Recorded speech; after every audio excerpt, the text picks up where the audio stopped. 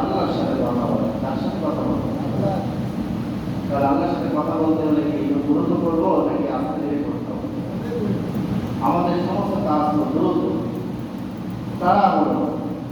তাড়াহুড়া করা হলো শয়তানের কাজ। কার কাজ?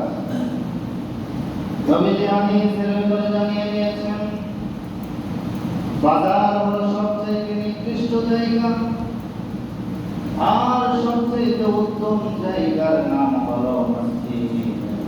তাহলে আমরা যারা আযান হওয়ার পরে মসজিদে এসেছি, আল্লাহর নবীর ভাষায় আমরা মুমিন না মুনাফিক? মুমিন না মুনাফিক? মুমিন যারা তারা মসজিদে তারা শান্তি পাবে, আর মুমিন মুনাফিক যারা তারা মসজিদে সেখানে অস্বস্তি পাবে। গরিব দিয়ে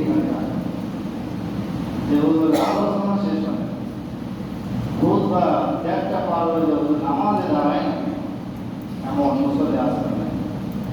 যে উপস্থিতি আমাদের ইমানদার হতে, প্রকৃত ইমানদার আমাদের জন্য তারা জান্নাত রেডি করে রেখেছে। আল্লাহ তাআলা আমাদেরকে জাহান্নামে দিতে চান।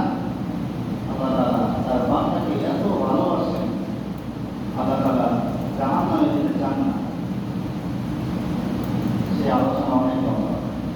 যে উপস্থিতি আলোচনা শুরুতে সূরাতুল ইয়াসিন থেকে আয়াত কারিমা তেলাওয়াত করছি। রাসূল করিম সাল্লাল্লাহু আলাইহি ওয়াসাল্লাম অসংখ্য হাদিস থেকে একটা হাদিস করেছেন। বিশ্বনবী মুহাম্মদুর রাসূলুল্লাহ সাল্লাল্লাহু আলাইহি ওয়াসাল্লাম বলেন, লা ইয়াদখুলুল জান্নাতা জাসাদুন ওযিয়া বিল হারাম। সুবহানাল্লাহ।